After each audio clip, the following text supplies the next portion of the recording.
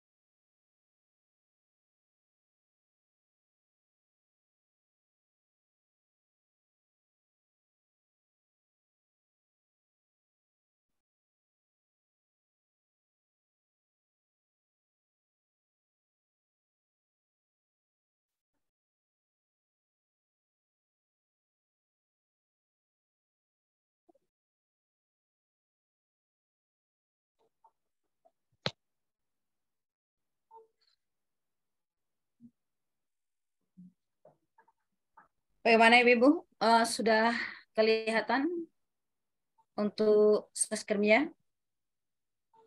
Sudah, Bu. Ya, oke.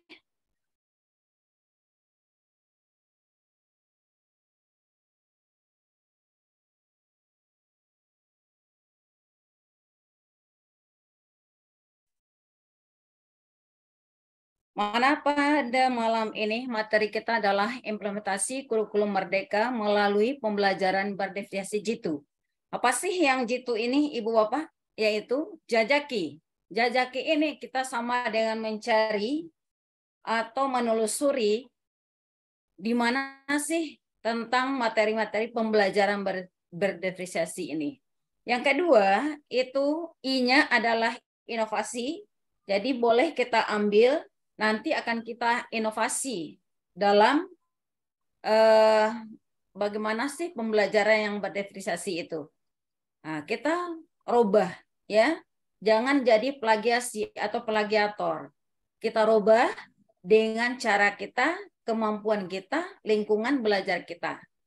Yang berikutnya T itu adalah terapkan. Baru kita laksanakan di sekolah kita. Ya, yang sesuai dengan lingkungan, kebutuhan dan kesiapan, baik itu kebutuhan belajar murid maupun kebutuhan guru dan juga situasi dan kondisi lingkungan berada. Yang berikutnya adalah urgensi. Nah, ini urgensi adalah bahasa Inggrisnya yang artinya itu adalah kewajiban. Jadi kewajiban kita untuk melaksanakan di dalam tugas kita sebagai guru di depan murid-murid kita. Itu urgensinya. Jadi merupakan kewajiban dan tanggung jawab yang harus kita laksanakan. Makanya saya mengambil judul seperti itu, implementasi kurikulum merdeka melalui pembelajaran berdefiniasi jitu. Ya, jitunya seperti itu. Baik, Ibu, Bapak semuanya, kita lanjut. Ya, seperti ini mungkin juga sudah dikenalkan oleh Ibu Pitadi bahwa PT saya seperti ini, ya. Kalau nama sudah disebutkan, jabatan juga sudah disebutkan, dan instansi kerja juga sudah disebutkan, dan tinggal lagi HP ya, Telegram dan Instagram.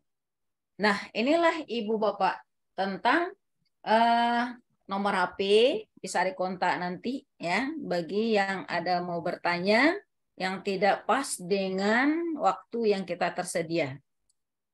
Terus Ibu Bapak, kita lanjutkan demi suksesnya dan nyamannya di dalam webinar ini perlu adanya kesepakatan. Jadi di Merdeka Belajar atau guru penggerak ya dan segalanya gerak sekolah penggerak ini di sekolah kita perlu kesepakatan ya. Kalau di kelas namanya kesepakatan kelas. Kalau sekarang kita di webinar, namanya kesepakatan webinar. Ya, nah kira-kira gini lah Ibu. Saya kasih dulu aba-abanya seperti ini bahasanya. Jika Anda setuju dengan kesepakatan ini, ketik ya pada kolom chat. Jika tidak, ketik tidak disertai dengan alasan. Nah, ini Ibu Bapak ya. Jadi kita punya sepakatan ya Pak Ibu. Ya. Yang mana kesepakatannya? Yang pertama adalah megafon atau mikrofon, ya, atau itunya mic bagi kita bahasanya yang lebih dekat, ya. Jadi di sini ada tanda tidak boleh ya nyala ketika dalam berlangsungnya webinar ini, ya. Nah, ini kira-kira yang kedua ini adalah kamera. Kamera ini disebut di bawahnya diharapkan menyala kamera kecuali pada gangguan jaringan. Jadi kita nampak nanti wajah-wajah kita di dalam webinar ini, ya. Yang ketiga adalah menyimak paparan narasumber dengan semangat. Jadi tidak ngantuk ya dan tidak loyo Ibu-ibu, ya. Yang berikutnya, jika ingin menyampaikan pendapat tulis nama dan sekolah di kolom chat. Nah, ini kira-kira bagaimana Ibu Bapak? Kalau setuju, nanti Ibu Bapak tulis di chat ya. Ya, kalau tidak, itu tidak, tapi ada alasannya. Ya. Oke. Saya lihat dulu di chat nih, ya. Bu, jangan lupa klik record ya. Oh ya. Udah Ibu Riri? Jawab di chat. Nah, terus ya. Ini setuju? Iya. Oke. Berarti di sini kita setuju sepakatannya Ibu Bapak ya. Oke. Supaya fokus kita dalam webinar ini nantinya. Ayo kita lanjutkan Ibu Bapak. Nah, di sini kita mulai berjalan apa sih yang dikatakan ya tentang pembelajaran berdifferensiasi itu. Mengapa melakukan pelajaran berdifferensiasi? Nah, sebelumnya Ibu Bapak, apa sih yang berdifferensiasi itu? Nah, ya, berdifferensiasi itu Ibu Bapak adalah pendapat atau ungkapan-ungkapan atau tulisan-tulisan yang kita ungkapkan itu secara masuk akal ya. Nah, masuk akal. Mudah didengar orang, mudah dipahami orang, dan mudah orang melaksanakannya. Itu maksudnya Ibu Bapak. Ya. Dan itu semuanya memiliki poin-poinnya atau strateginya. Seperti di sini Ibu. Ya. Di sini ada 5 keputusan yang masuk akal. Nah, seperti tadi ada urai-uraian, sudah ada masukan-masukan, terus ada lagi itu pikiran-pikiran yang lain, tapi yang bisa masuk akal. Nah, apa sih yang 5 itu? Nah, disinilah Ibu Bapak. Di sini juga dikaitkan dengan nanti isi, ya, ada isi, ada murid. Kalau tidak akan bisa berjalan Ibu Bapak, ya. Kalau tidak ada isinya, tentu tidak bisa berjalan pembelajaran berdifferensiasinya. Juga ada di sana murid yang akan menerima, yang akan menjalani, ya. Nah, itu di isi ini apa isinya itu Ibu Bapak? Adalah kurikulum, ya. Sudah itu ada lagi capaian pembelajaran atau CP. Yang berikutnya, tujuan pembelajaran, ada lagi namanya itu indikator sebagai tuntunan kita dalam lainnya nanti atau menjalankannya. Terus ada lagi asesmen. Kalau dulu penilaian, sekarang namanya adalah asesmen, ya. Jadi asesmen itu ada nanti asesmen awal, asesmen formatif, dan asesmen sumatif. Itu yang kita laksanakan nanti di dalam pembelajaran berdifferensiasi ini. Nah, kita uraikan nanti satu demi satu tentang 5 kekuasaan atau keputusan yang masuk akal itu. Yang pertama adalah tujuan Ibu. Ya, tujuan apa? Tujuan dari pembelajaran itu didefinisikan secara jelas. Jadi tidak ngawur, tidak ngambang, ya, sehingga orang membaca mengerti dengan tujuan tersebut.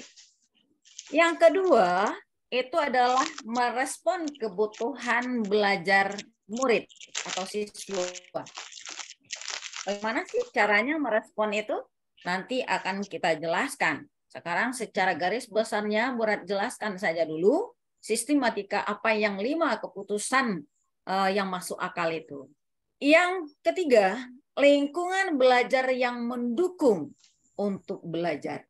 Bagaimana pula sih lingkungan tersebut bisa mendukung siswa berminat untuk belajar, ya, antusias, motivasi dia untuk belajar. Nah, disinilah yang lingkungan belajar yang mendukung itu. Yang keempat adalah manajemen kelas efektif. Jadi ada manajemen ini yang angkuradul saja, ya, angkuradul. di sini ada asesmen, di sini ada pula modul ajar, di sini ada. Jadi sehingga tataan di dalam manajemen tidak menyenangkan dan tidak merasa ini akan bisa terlaksana. Yang berikutnya adalah penilaian berkelanjutan, ya. Jadi tidak terputus sampai di situ saja. Hari ini kita putus saja dulu, ya. Besok nak nyambung dengan hari yang kemarin, lain lagi yang dinilai. Besoknya lagi, lain lagi yang dinilai. Nah, ini yang akan nanti akan kacau nanti. Bagaimana sih caranya untuk pembelajaran ini bisa diterima oleh anak dan juga teman sejawat. Nah, ini yang ya. Oke, kita lanjut Ibu Bapak. Nah, inilah kira-kira Ibu Bapak, ya. Tujuan pembelajaran. Di sini apa saja yang diperlukan dalam menetapkan tujuan pembelajaran? Apa sih? Apa saja? Ya, tentu adanya di sana konteks dan redaksi. Apa tuh konteks itu, Ibu? Nah, konteks itu sudah jelas, Ibu-ibu, ya. Kita mengetahui bahwa adanya sesuatu yang akan kita laksanakan, tentu adanya urai-uraian, ya, adanya urai-uraian dari kalimat demi kalimat, Ibu, ya. Nah, itu akan kita susun, ya, akan kita susun menjadi suatu tujuan pembelajaran yang akan berkaitan dengan isi seperti kurikulum tadi, ada asesmennya, ada apanya, ya, yang berkaitan semuanya nanti. Nah, itulah kira-kira jelas tujuan itu, jangan ngambang, ya, jangan ngawur sana sini sehingga orang membaca ragu, ada yang ganda di dalam tujuan pembelajaran itu. Nah, ini. Jadi pakailah kalimat-kalimat yang operasional, ya, untuk mudah orang membaca dan memaknai. Itu kira-kira tentang tujuan pembelajaran. Yang kedua, kebutuhan belajar murid. Nah, di sini Ibu Bapak, kita pembelajaran berdasarkan ini adalah berpusat kepada siswa berdasarkan kebutuhan belajar siswa kita atau murid. Nah, bagaimana caranya, Ibu-ibu? Ya, mari kita lihat, Ibu-ibu. Ya, pembelajaran berdasarkan bertujuan untuk mendukung semua siswa di kelas. Ya, jadi tidak ada dipilah-pilah. Oh, ini harus begini, ini harus begini, ini harus begini. Jadi didukung semuanya. Ya, nah, itu pembelajaran tujuannya berdefiniasi tersebut. Ya, terus pentingnya mengidentifikasi kebutuhan belajar siswa. Kenapa pula sih untuk identifikasi kebutuhan belajar siswa ini? Tentu ada maksud dan tujuannya, Ibu Bapak. Ya. Kalau tidak kita identifikasi, bagaimana sih kita akan memberi asesmen awal kepada siswa? Ya, jadi dari identifikasi tersebut kita bisa mengetahui kompetensi apa, minat apa, ya, yang akan dimiliki oleh anak-anak kita itu. Nah, makanya perlu diidentifikasi kebutuhan belajar siswa tersebut. Nah, kebutuhan belajar siswa itu, Ibu Bapak, ya, ada 3. Yang pertama adalah kesiapan belajar. Ya, anak ini apa enggak? Ya, nah itu. Jadi kesiapan belajar yang harus kita ketahui sekali dulu, Ibu Bapak. Nanti anak-anak ini kita paksa-paksa dia tidak siap untuk mengikuti itu pembelajaran yang kita berikan, ya. Yang kedua, minat. Jadi dari awal itu kita sudah mengetahui minat anak ini ke sini, anak minat ini ke sini, anak ini minatnya ke sini. Nah, itulah gunanya asesmen awal itu nantinya. Yang berikutnya adalah profil belajar. Ya, profil ini merupakan latar belakang Ibu Bapak. Ya, kita harus tahu latar belakangnya dari mana anak ini. Ya, dah belajar nanti bagaimana yang akan kita berikan. Itu perlunya kita mengenal profil belajar siswa tersebut. Oke, Ibu Bapak. Di sini kejelasannya, ya. Jadi, kebutuhan murid terhadap belajarnya yang pertama adalah kesiapan belajar. Kesiapan belajar itu bagaimana? Di sini Ibu Bapak. Menurut Tomlinson, kesiapan belajar didefinisikannya di mana siswa berada dalam hal pemahaman dan keterampilan. Jadi tidak bisa Ibu, ya. Oh, siswa ini berada di lingkungannya perbukitan. Yang di sini siswanya berada di bukit perpantaian. Nah, ini kita harus menyesuaikan lingkungan kesiapan anak tersebut ya kepada lingkungan di mana dia berada. Nah, itu maksudnya. Juga berspesifikasi pembelajaran tingkat kesiapan belajar murid ini mengharuskan untuk menilai pengetahuan awal yang seperti Bu Ratna sampaikan tadi. Ya, jadi kita melakukan asesmen awal ini seperti yang tadi untuk mengetahui bagaimanakah kesiapan anak, bagaimanakah itu minat anak, bagaimana profil belajar anak tadi. Itu gunanya kita di dalam kesiapan ya belajar ini ya perlu dari awal. Ini ada lagi Ibu. Ini cuma masuk Jenjang harus kita ingat itu di dalam kesiapan belajar ini. Yang mana apa? Itu bersifat mendasar, lawannya itu adalah bersifat transformasi. Jadi itu lebih yang baiknya sebelah kanan itu kurangnya, kiri kurangnya, sebelah kanan baiknya, ya. Berarti sebelah kanan Ibu itu yang kurang, sebelah kiri Ibu itu yang bagusnya. Nah, ini Ibu. Yang keduanya konkret. Ya, berarti anak itu dari konkret baru dia abstrak, Ibu. Ya, enggak perlu dulu kita abstraknya. Kenapa? Apalagi di usia PAUD. Ya, itu harus konkret, nyata, baru dia ke berjalan ke abstrak. Yang kedua, yang berikutnya sederhana. Jadi yang ini hanya buku, ya. Nanti buku ini banyak macamnya. Baru kita ke arah yang lebih komplit, Ibu-ibu. Ya.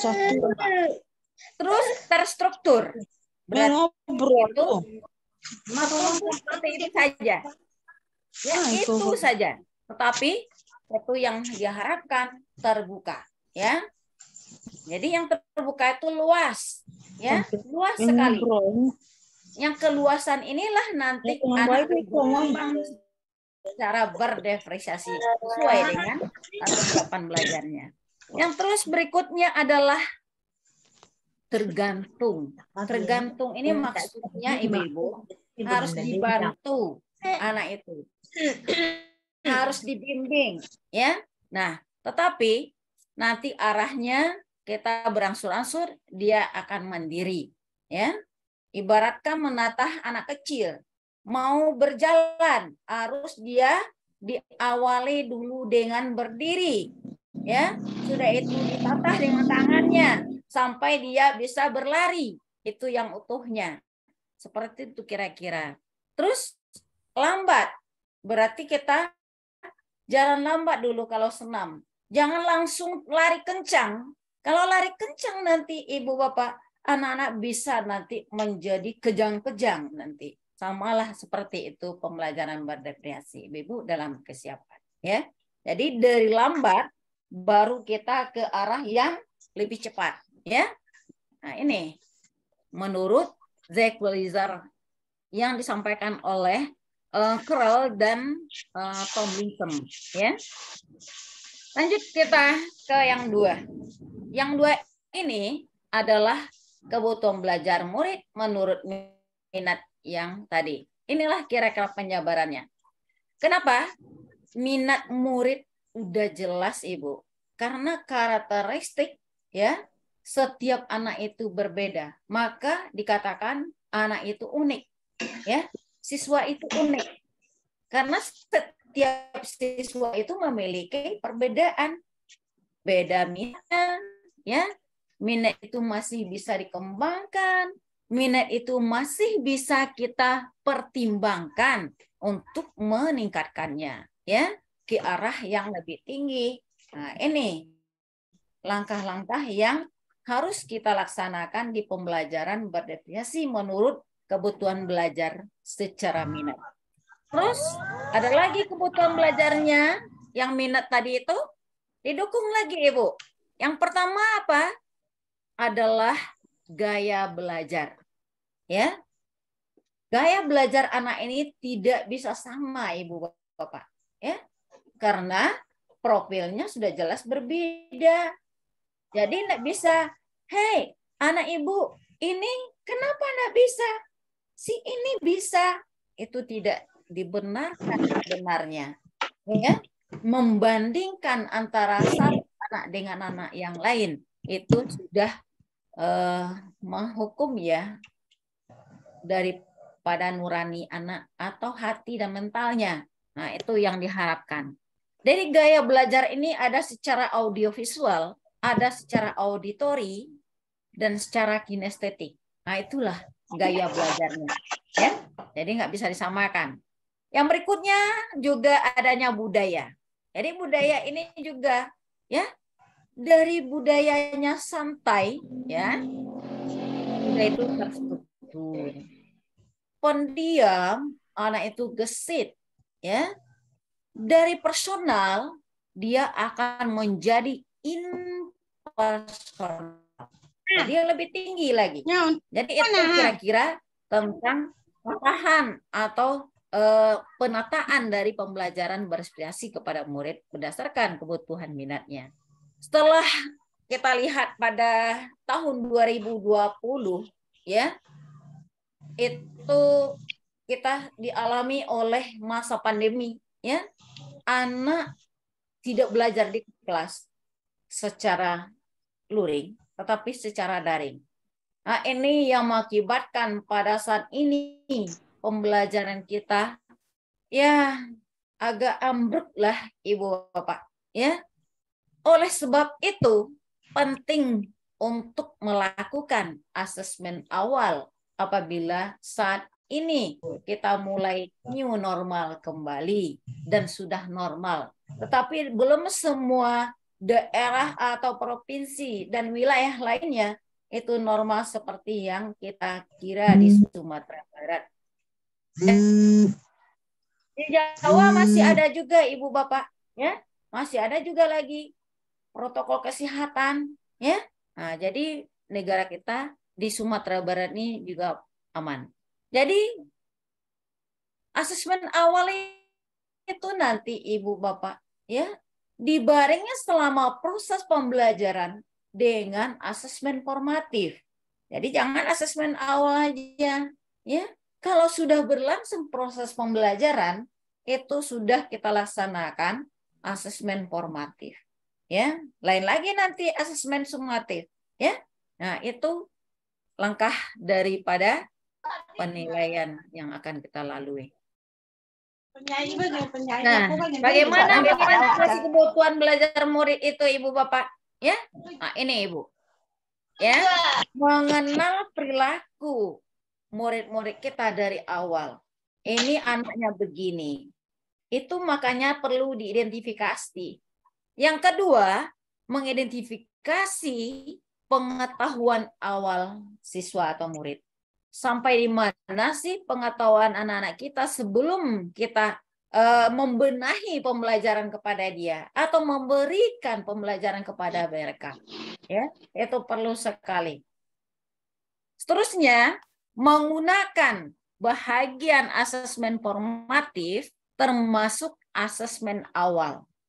Ya, jadi makanya seperti Bu Rana bilang, asesmen awal berjalan, kalau sudah anak itu berada di kelas atau di tempat pembelajaran atau sudut-sudut atau sentra-sentra atau namanya sumber belajar lainnya, itu sudah berjalan awal itu asesmen awal dan sudah dia melaksanakan proses pembelajaran, itu sudah masuk asesmen formatif. Ya, itu. Yang berikutnya berbicara antara guru dengan siswa untuk sebelumnya, ya.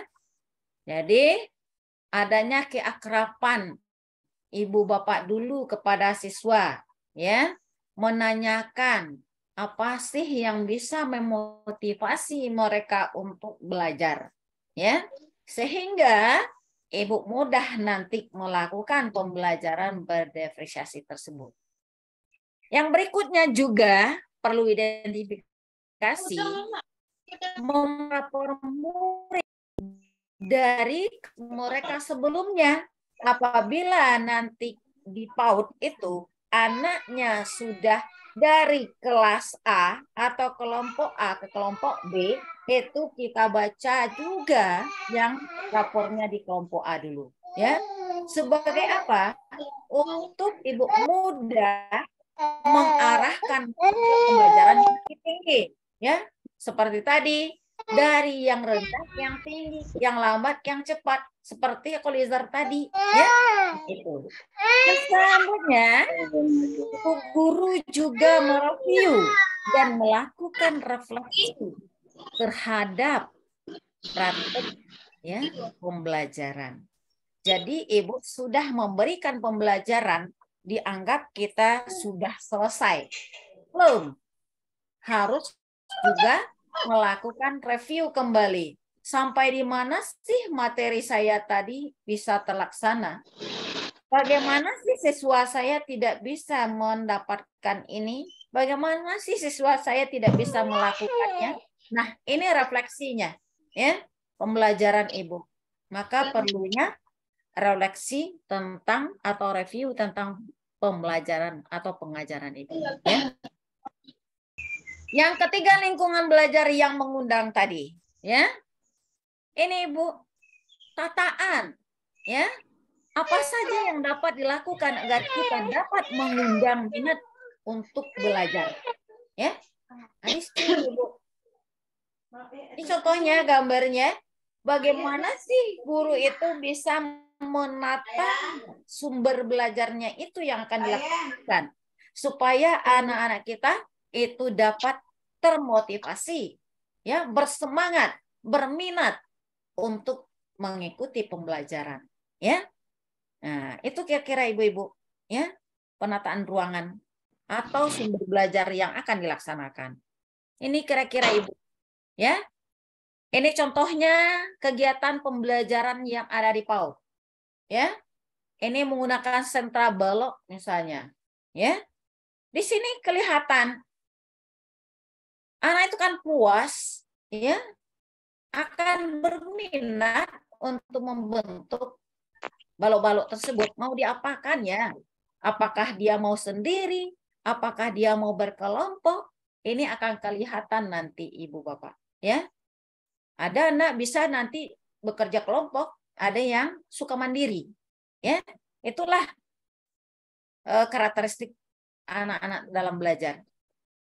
Ini lagi Ibu Bapak, ya, untuk di SD, ya, tata oleh guru-guru SD. Saya mohon maaf ya, saya ambil semua jenjang di sini. Mungkin ada di dalam pelatihan kita di PMM itu semua jenjang, ya, mulai dari PAUD sampai itu SMA dan paket A juga paket B, ya. Nah, makanya saya ambil seperti ini. Saya ambil di SD. Ya, bukan di kelas saja Ibu Bapak. Kita boleh belajar di alam luas. Seperti ini, ya, di alam lepas. Karena sudah dibilang, ya, alam tak kembang menjadi guru. Ya. Nah, jadi ini kira-kira.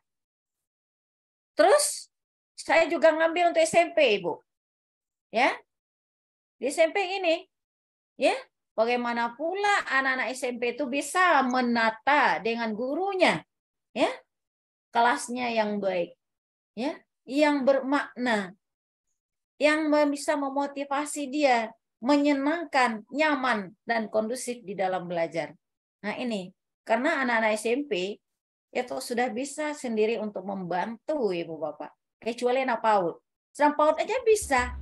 Ya, ayo anak-anak kita kumpul ya. Ayo kita beres-beresin. Kita tata ruangan belajar kita. Besok kita akan belajar sini ya anak-anak. Nah ini, apalagi anak-anak siswa kita yang SMP dan SMA. Juga SMA. Ya. Dan begitu juga langkah selanjutnya untuk jenjang-jenjang pendidikan lainnya. Baik, kita lanjutkan. Tadi Ibu Rat belum menanyakan ya. Belum ada jawabannya tentang apa sih pembelajaran berdifferensiasi tersebut. Nah, inilah Ibu Bapak. Jadi pembelajaran yang berorientasi pada anak yang membuat atau memberi ruangan untuk melakukan kegiatan belajar sesuai minat dan cara yang berbeda-beda. Makanya dikatakan di awal tadi bahwa siswa itu unik, memiliki perbedaan-perbedaan semuanya, minat, bakat, dan sebagainya. Nah, disitulah dikatakan definisinya daripada pembelajaran berdiferensiasi. Berikut, Ibu Bapak. Ya, pembelajaran berdiferensiasi itu apa sih? Ini banyak lagi pendapat-pendapat yang lain. Dan ada ciri dan karakteristiknya, Ibu Bapak. Ya, apa cirinya? Ya, apa karakteristiknya? Nah, di sini mari kita lihat bersama-sama, Ibu Bapak ya. Nah, kelompok belajar yang bervariasi. Bagaimana pula yang bervariasi itu? Besok seperti ini ya, hari ini seperti ini, besok seperti itu juga baru. Besoknya begitu juga.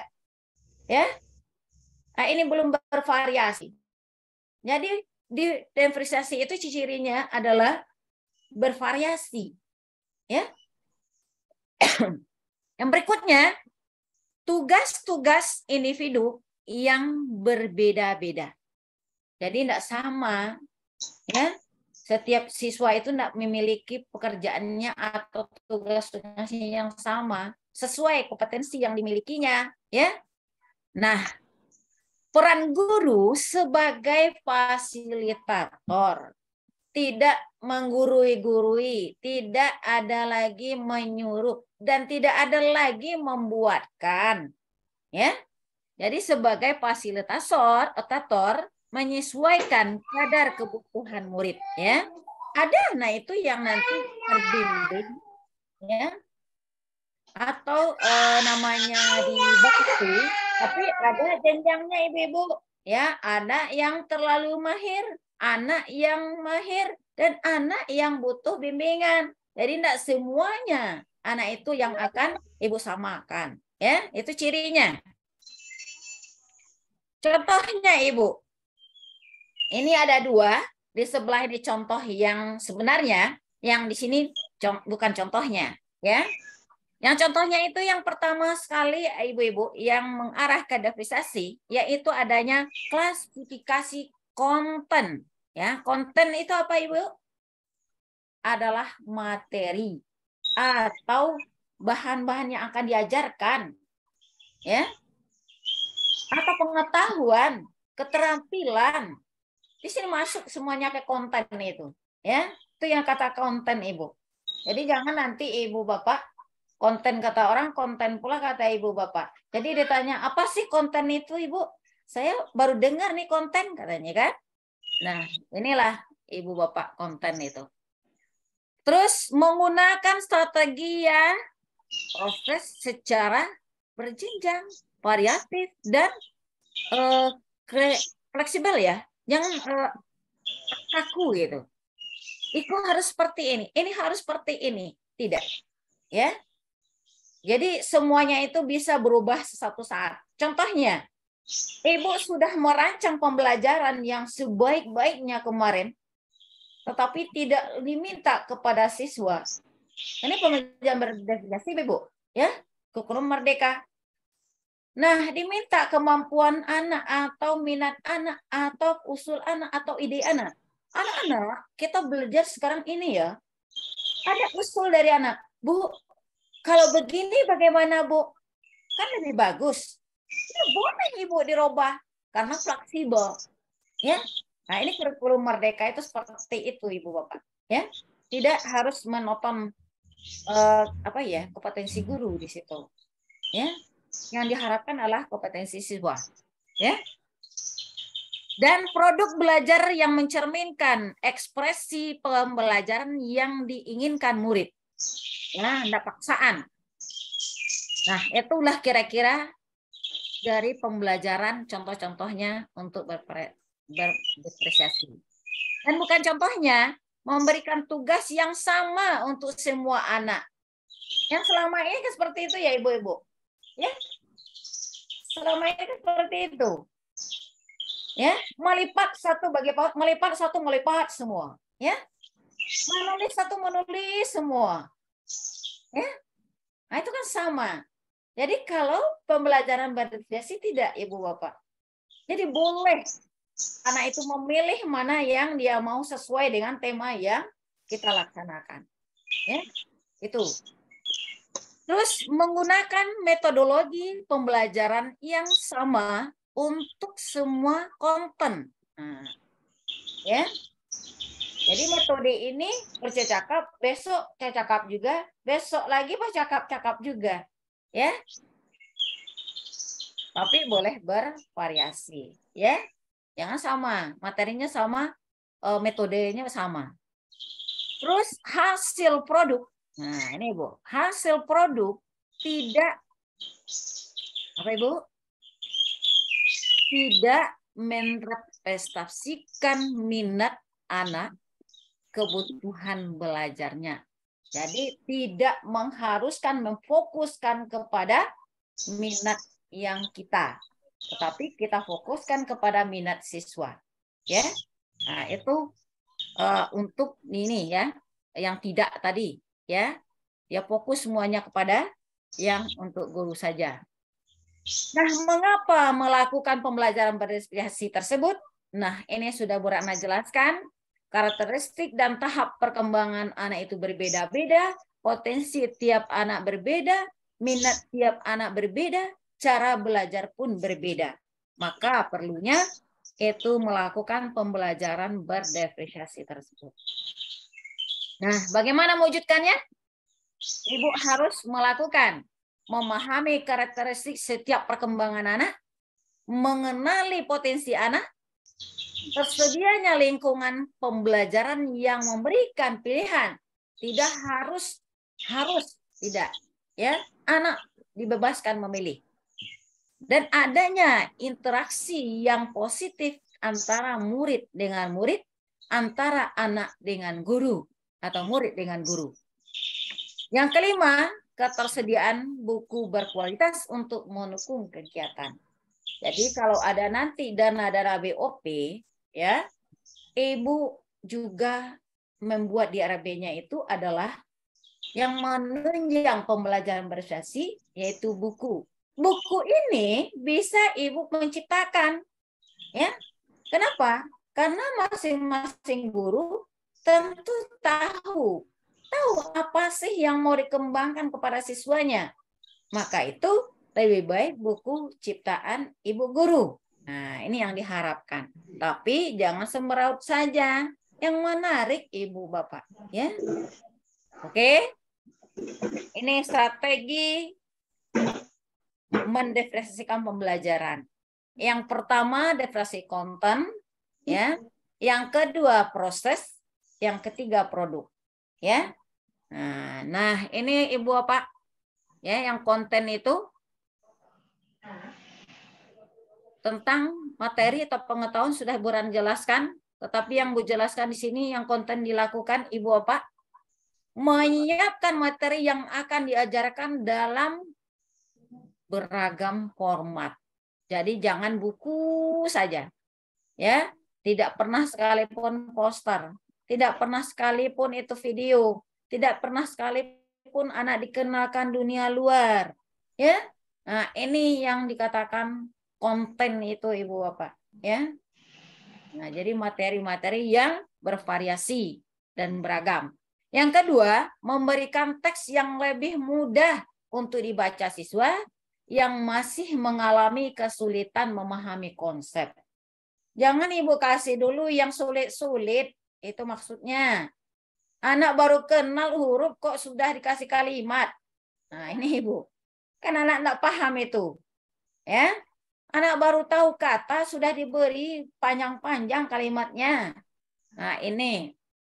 Yang kedua, yang ketiga, menyajikan materi dengan memecahnya menjadi bagian-bagian kecil agar mudah dipahami oleh murid yang masih kesulitan.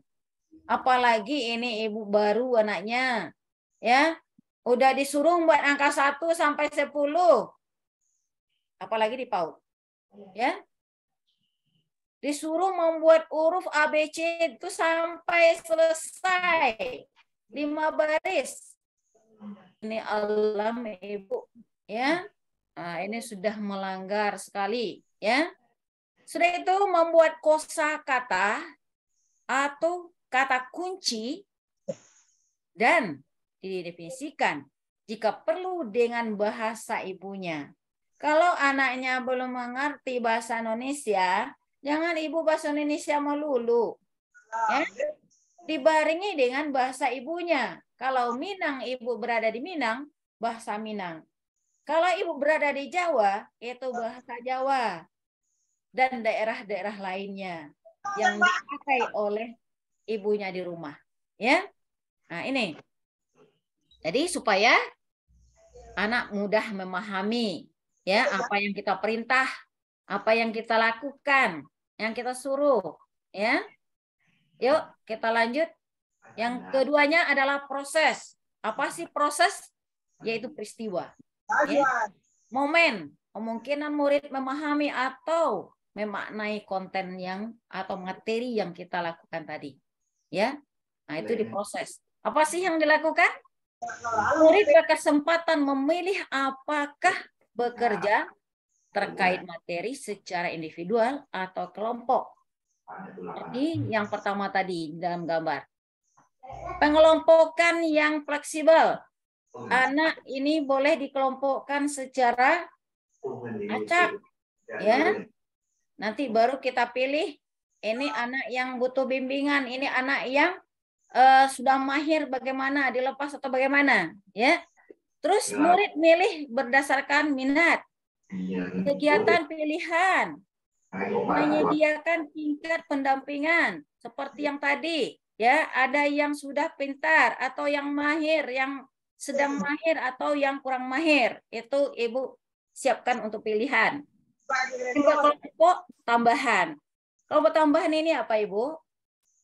Sudah kita melaksanakan pembelajaran, anak masih banyak yang belum bisa. Nah, itu dikasih tambahan. Ya, kelompok tambahannya, anak yang butuh bimbingan, itu satu kelompok. Anak yang sudah mahir, paling mahir, itu dikasih pengayaan. Ya, kelompoknya dibeda setengah terpimpin. Ya, kalau anak SD udah oke aja, Ibu. Ya, SMP, SMA. Produk, Ibu. Nah, produk ini sudah hasil, Ibu. Ya, menghasilkan suatu bukti kerjanya. Ya, seperti di gambar ini. Ya, produk hasil karya anak itu.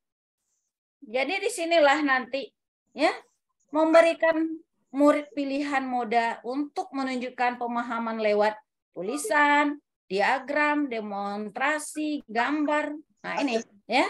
Jadi boleh apa sih tugas yang dibikinnya? Ya, didemonstrasikan kembali atau dilihatkannya hasil kerjanya, ya, atau gambarnya. Nah, yang berikutnya murid yang memerlukan bimbingan menjawab pertanyaan tentang konten inti materi. Yang ketiga, murid yang cukup mahir membuat presentasi yang menjelaskan penyelesaiannya. Ya, kalau untuk PAUD tentu caranya berbeda dengan SD, SMP, SMA. Ya, itu adalah trik-triknya. Yang keempat, murid sangat mahir membuat sebuah inovasi, ya. Jadi bisa nanti dibuat karya-karyanya lebih bagus atau apa ya, menarik, ya.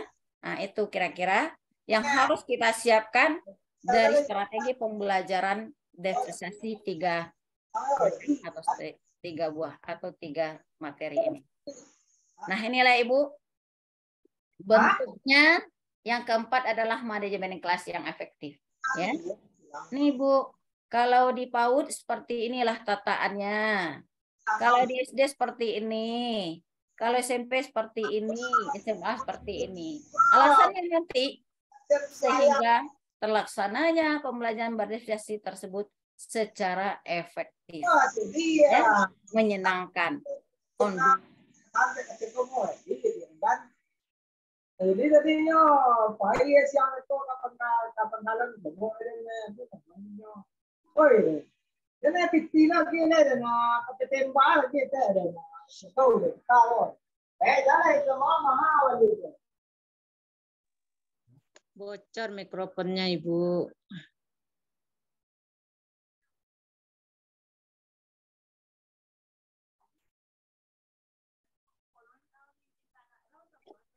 Izin Bu Rat, mungkin admin aja yang mute-nya. Ini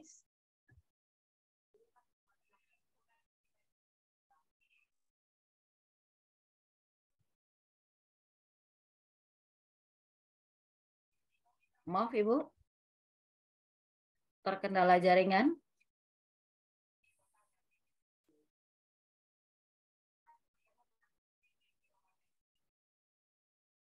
Kita lanjutkan.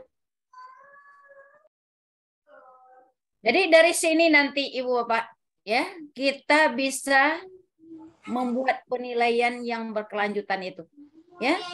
Terus bagaimana kita tahu bahwa murid telah belajar? Sudah Zoom Ryan, nggak bisa main do Ryan. Ya. Yang ketiga, bagaimana kita merespon murid yang belum paham? Ya, belum paham bagaimana? Dan keempat, bagaimana kita merespon murid yang sudah paham? Jadi dari dasar inilah Ibu-ibu nanti, ya, tentang penilaian yang akan Ibu lakukan. Nah, ini pertanyaannya Ibu analisa, ya, terus Ibu buat indikatornya dan baru Ibu jalankan, ya. Oke? Itu penilaian.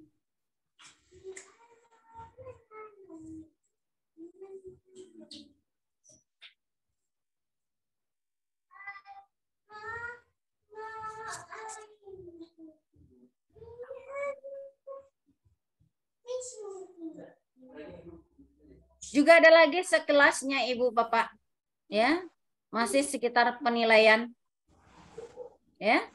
Apa sih? Ini Bu, penilaian penting dalam proses pembelajaran berdiferensiasi. Kalau tidak, bagaimana Ibu? Saya percaya jika saya guru memanfaatkan lebih banyak praktik-praktik baik atau terbaik dari penilaian formatif, maka pembelajaran berdiferensiasi akan datang secara alamiah. Ini moto ya Bu. Bapak. Caranya sekelas penilaian. Terus, asesmen dan pembelajaran berdiferensiasi. Praktek pembelajaran berdiferensiasi harus berakar pada asesmen. Asesmen formatif memungkinkan guru untuk mengenal murid mereka dengan lebih baik. Oleh karena itu, mereka dapat membuat keputusan yang terbaik demi menantang murid dengan tepat dan melibatkan murid dalam pembelajaran. Jadi maksudnya, asesmen yang Ibu buat atau Ibu jalankan ini akan mengenal lebih jauh anak-anak Ibu tentang apa sih dalam pembelajaran yang sudah Ibu lakukan, anak dapat ternilai dengan baik. Ya, nah ini. Diferensiasi tidak berarti bahwa guru harus memenuhi kebutuhan semua murid, ya, atau semua kebutuhan individu setiap saat. atau setiap waktu. Namun, guru diharapkan dapat menggunakan berbagai pendekatan belajar sehingga sebagian besar murid menemukan pembelajaran yang sesuai dengan kebutuhan mereka. Jadi pembelajaran itu berdasarkan kebutuhan mereka. Ya, kalau enggak butuh dia enggak belajar, Ibu. Ya, berarti dia belajar itu karena butuh.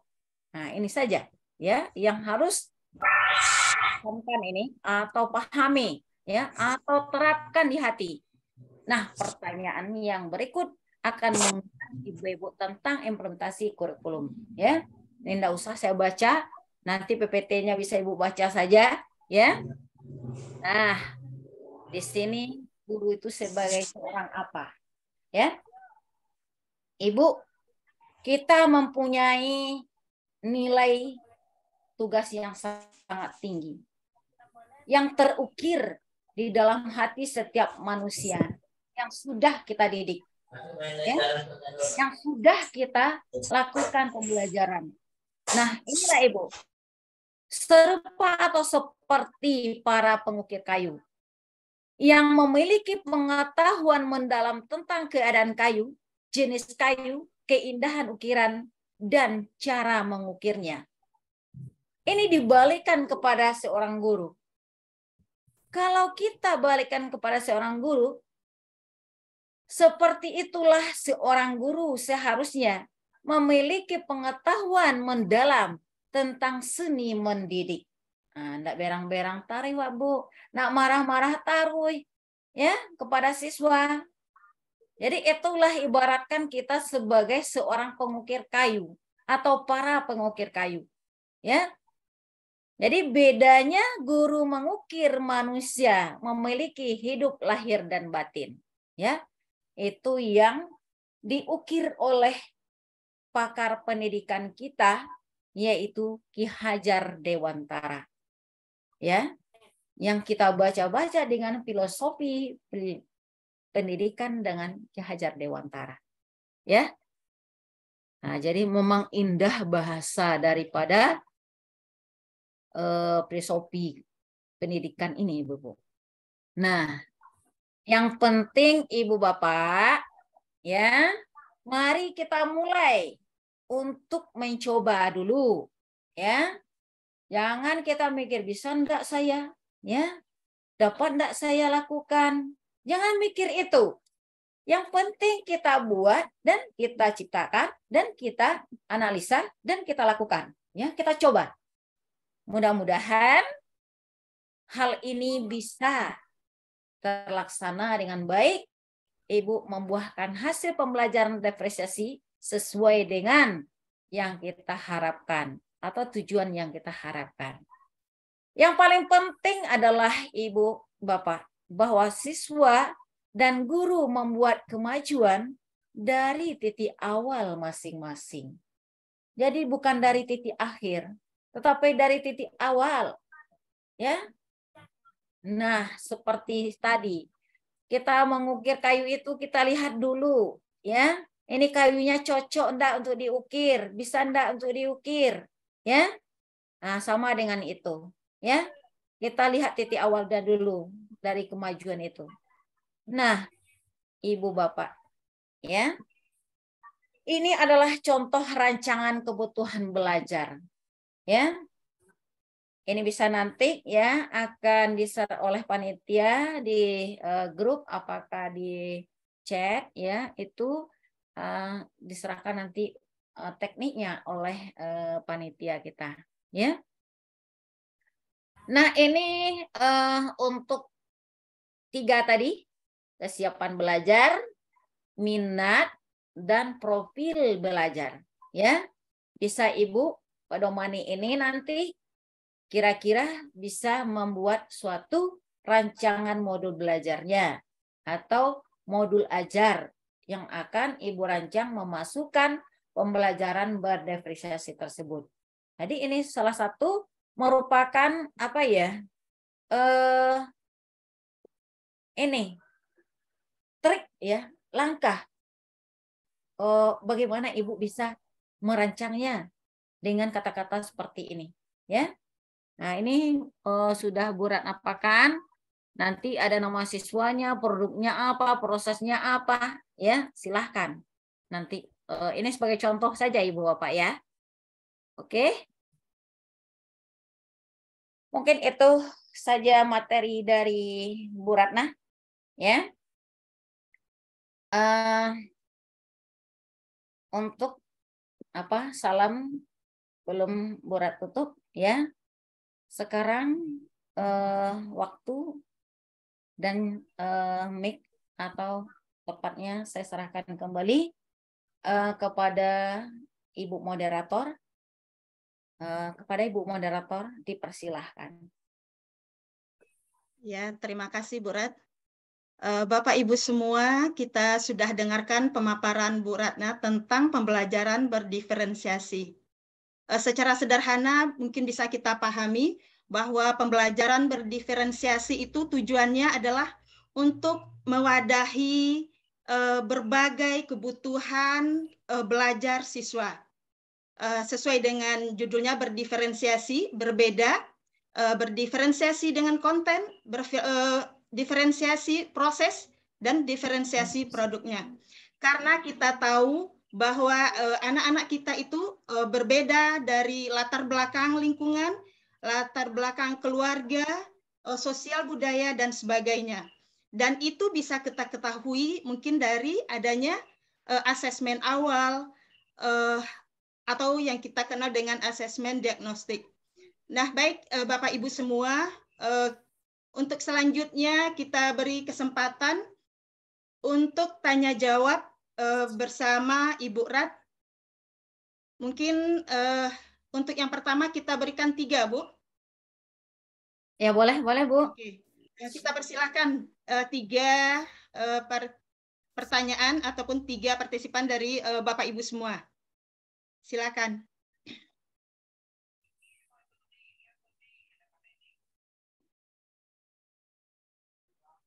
Silahkan raise hand atau bisa di kolom chat, ya. Silahkan. Atau cukup jelas, ya Bu Pit, cukup jelas atau tidak jelas sama sekali, gitu. Kira-kira Ibu Bapak. Ya, yang pertama ini yang raise hand kita lihat Ibu Deliusni. Oke, kita persilakan dulu kepada Ibu Deliusni. Terima kasih Ibu Moderator. Assalamualaikum warahmatullahi wabarakatuh.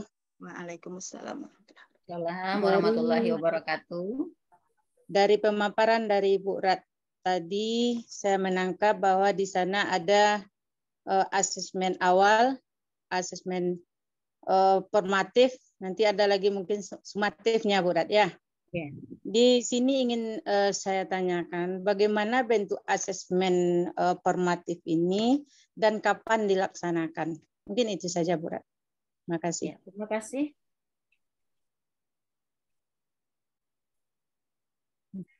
Langsung kita jawab atau kita tunggu penanya kedua, Bu?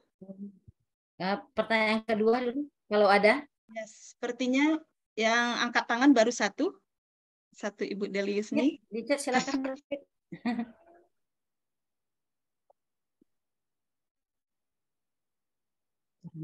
Oke.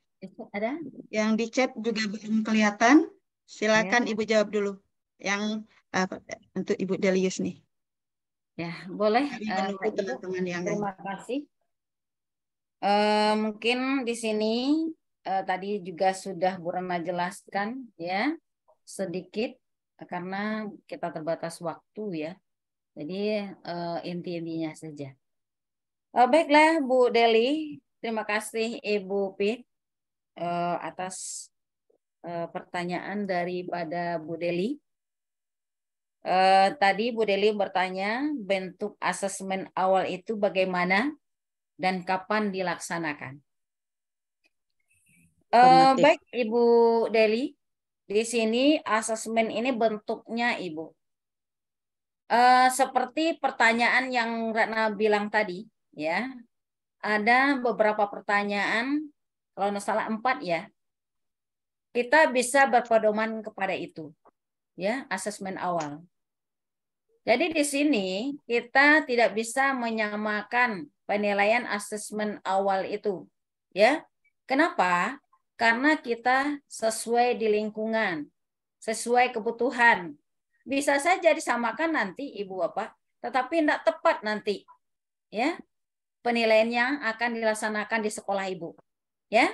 Nah, jadi sekarang kita lihat kepada kontennya, kepada materi yang akan Ibu ajarkan, terus kebutuhan belajar siswanya yang 3 tadi, ya, itu kita bisa mengorek dari pertanyaan tadi, ya, yang 4 itu. Nah, asesmen awal ini kita laksanakan itu adalah di awal, Ibu, ya, di awal. Kenapa? Karena di namanya saja asesmen awal, Ibu. Ya. Tadi asesmen awal ini gunanya adalah untuk mengidentifikasi, ya, mengidentifikasi bagaimana siswa kita yang akan kita berikan materi atau konten tadi, ya, atau pengetahuan dan keterampilan. Nah, tentu kita mengidentifikasi dulu dari asesmen awal, ya, baik itu secara percakapan, ya, maupun itu secara yang lainnya, ya.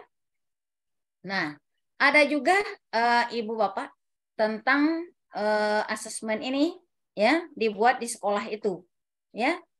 Di sekolah penggerak mungkin sudah ada yang membuat asesmen ini, ya. Bagaimana sekolah penggerak melaksanakannya? Tentu dia bermusyawarah bersama guru-guru, dia bersama kepala sekolah yang dibimbing oleh kepala sekolah. Dan asesmen formatif itu dilaksanakan dalam proses, Ibu. Ya, dalam proses, ya. Kenapa? Karena selama kita proses, anak itu dilakukan penilaian asesmen itu, ya, asesmen formatif itu. Jadi tidak ditunggu sampai akhir, ya. Nah, bisa nanti sesuai tingkatan tadi sebagai apa ya? Kalau apa pengayaan dan perbaikan, ya, itu bisa kita laksanakan saat itu. Ya, kita laksanakan saat itu. Tidak ditunggu-tunggu dulu, minggu lah, akhir semester lah. Tidak, Ibu. Itulah bedanya kurikulum yang lama dengan kurikulum Merdeka ini. Ya, pembelajaran berinspirasi tersebut. Jadi itu kira-kira Bu Deli. Jadi asesmen sumatif nanti akan kita jadikan akhir, ya, akhir pada semester nantinya. Nah, itu kira-kira. Ya. Bagaimana Ibu Deli? Terima kasih, Bu. Ya, terima kasih Bu Rad. Berarti asesmen formatif ini sama dengan penilaian kita biasa ya Bu Rad ya. Iya, harian seperti itu. Ya, makanya saya tanyakan karena saya belum melaksanakan kurikulum Merdeka, masih dalam tahap belajar dan belajar gitu. Jadi makanya supaya nanti bisa dilaksanakan pada tahun ajaran baru, tentu kita banyak menggalinya. Lebih-lebih lagi dengan guru-guru kita yang sekolah yang menjadi sekolah penggerak gitu. Terima kasih Bu Rat. Ya, sama-sama Ibu Deli.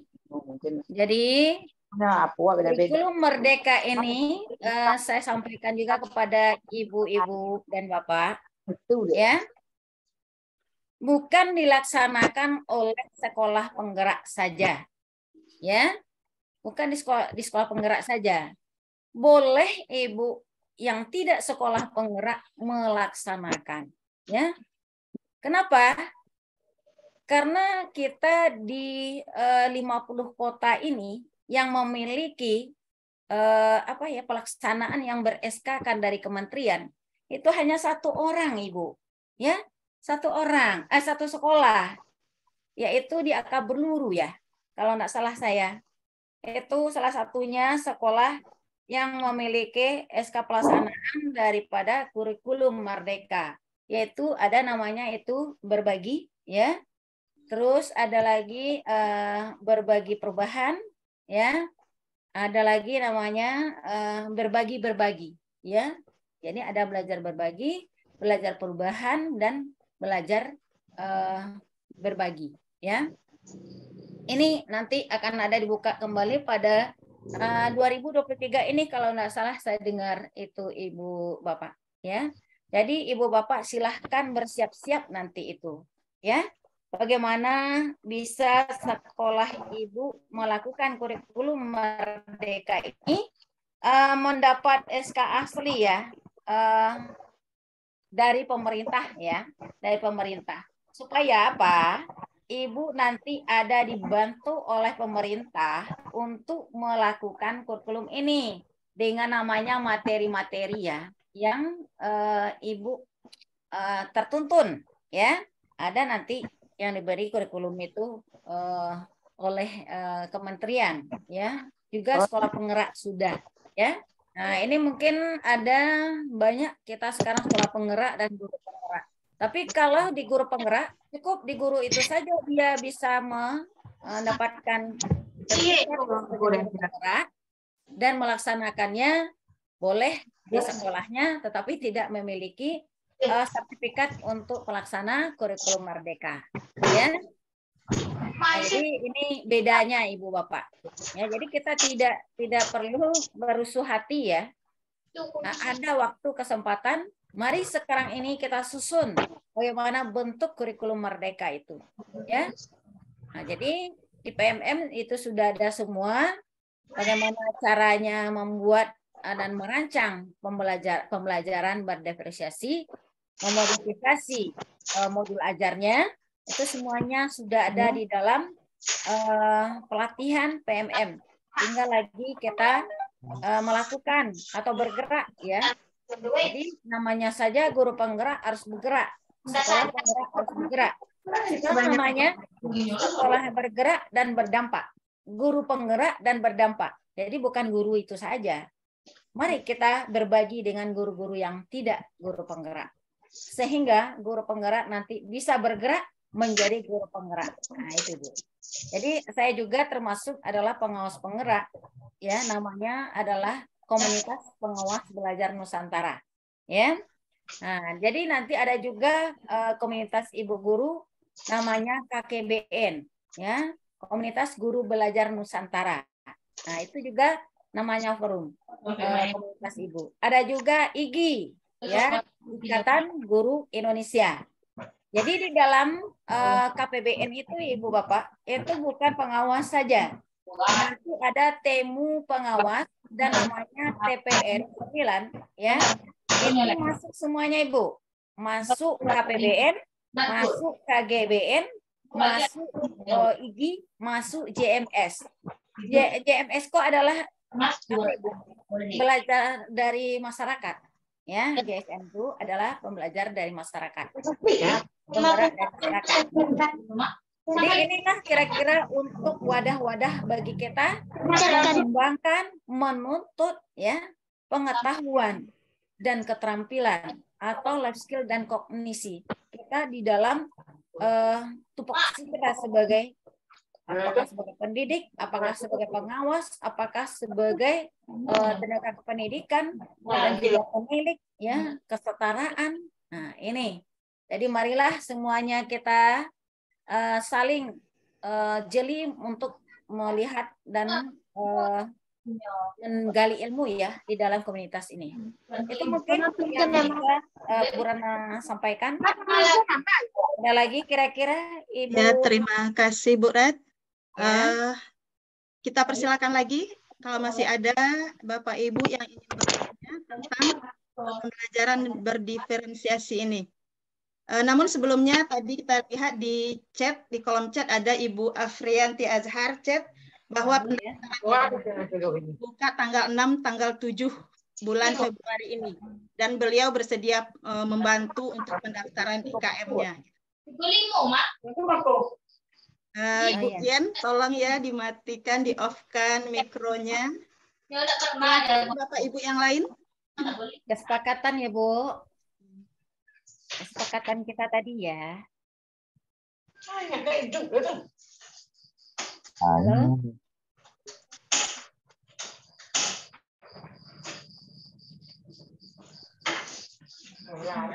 Sepertinya tidak ada yang, belum ada yang respon ya Bu. Dan di chat juga belum ada muncul. Ya. Berarti peserta kita pada malam ini dianggap sudah paham ya, Ibu Upit, Bu Riri.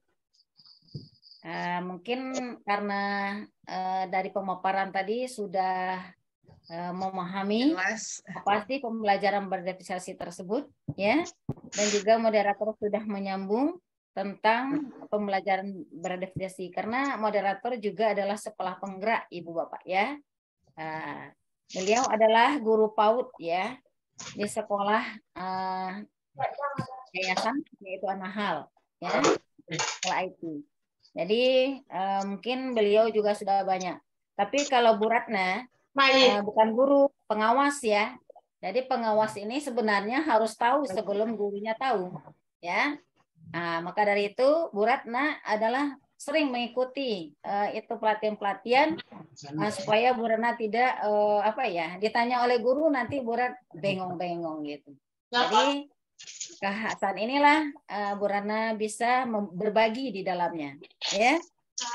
Oke, kalau tidak ada lagi mungkin itu yang bisa kita sampaikan atau Bu Ratna sampaikan dalam webinar ini. Jadi kalau ada yang kurang mengerti atau kurang paham nanti boleh dihubungi, tadi ada di VT Bu Ratna nomor Instagram, Telegram dan AP, ada juga di situ Instagram ya. Jadi, bukan kita aktif di WA saja ya Ibu Bapak, kita juga aktif Telegram, Instagram ya.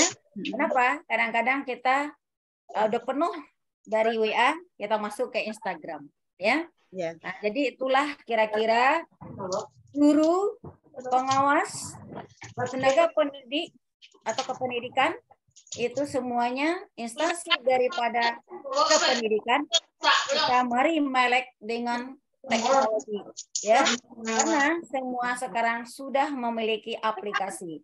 Baik nanti besok ini ya akan muncul rapor atau e-rapor atau rapor elektrik bagi pendidikan. Saat ini SD, SMP, SMA sudah Ibu Bapak.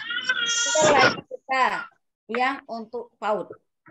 Dan masih dalam proses, mudah-mudahan tidak lama lagi, guru akan memasuki atau mendapatkan aplikasi e-rapor melalui itu adalah akun belajar ID kepala sekolah dan ya. Nah ini termasuk di LBB ya Ibu-Ibu ya. Jadi LBB itu berkaitan dengan rapor pendidikan. Jadi harus paham itu kepala sekolah bagaimana melaksanakan LPBD ya untuk mengunggah rapor pendidikan. Nah ini akan berkaitan nanti dengan semua tugas-tugas kita sebagai kepala sekolah dan guru. Guru akan mengisi di e-rapor dan kepala sekolah akan mengunggah e-rapor. Oke? Nah, jadi mungkin itu yang bisa Bu Ratna sampaikan. Dalam pemaparan ini ada penyampaian yang tidak tepat, itu datangnya dari Bu Ratna. Jadi mohon maaf yang sebesar-besarnya. Terima kasih atas segala perhatiannya dan meluangkan waktu dalam webinar ini. Semoga kita saling berbagi terus-menerus tanpa ada batas waktu untuk menuntut ilmu. Tanpa ada batas usia untuk menuntut ilmu. Kata orang tua, tuntutlah ilmu dari ayunan sampai ke liang kubur. Itulah fenomena pada saat ini. Ya. Jadi sekarang ini mungkin di waktu Bu Ratna masih aktif ini akan selalu memberikan ya dukungan, motivasi dan juga materi bila ada dibutuhkan untuk kita bersama. Demi pendidikan 50 kota dan Nusantara pada umumnya. Dan mohon ampun kepada Yang Kuasa kesalahan yang dibuat pada hari ini dan segala kesalahan itu dimaafkan dan dihilangkan pada saat ini. Saya mohon kepada Ibu Bapak terima kasih atas segalanya dan saya tutup wabillahi taufik. Sudah, semua di sini udah ya. Nah sudah wabillahi taufik ya. Assalamualaikum warahmatullahi wabarakatuh. Terima kasih Bu Rat. Oke Bapak Ibu semua, itu sebenarnya saya tadi mau minta closing kata motivasi dari Ibu Ratna ternyata sudah terlebih dahulu dan kita sangat berterima kasih. Beliau seorang pengawas senior memberikan motivasi kepada kita untuk terus belajar, belajar sepanjang hayat, sesuai dengan tadi belajar dari ayunan sampai ke liang lahat. Jadi berhentinya belajar setelah berhenti juga Usia kita ditutup. bernafas gitu ya Bu ya. Okay. Iya, setelah usia ditutup. Iya, setelah usia ditutup. Baik, Bapak Ibu semua, mungkin karena waktu juga sudah larut 21.28, kegiatan kita pada malam ini kita tutup dengan membacakan Alhamdulillahirabbil alamin. Saya selaku moderator mohon maaf jika ada salah kata, dengan segala kekurangan-kekurangan mohon maaf. Billahi taufiq wal hidayah. Wassalamualaikum warahmatullahi wabarakatuh. Sebentar Bu Pit. Ya Bu. Bu Pit, dokumentasi tolong Bu Pit bisa ngambil kamera. Bisa Bu. Ya, Foto bersama. sebelum kita foto bersama, dipersilakan Bapak Ibu yang bisa on kameranya, dipersilakan. Biar kelihatan wajah-wajah cantiknya.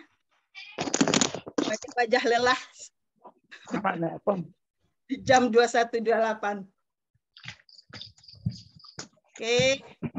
1, 2.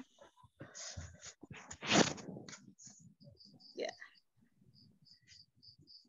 Kita masuk yang satu lagi. Sepertinya kita cuman 2 itu. 2 halaman. 1, 2, 3.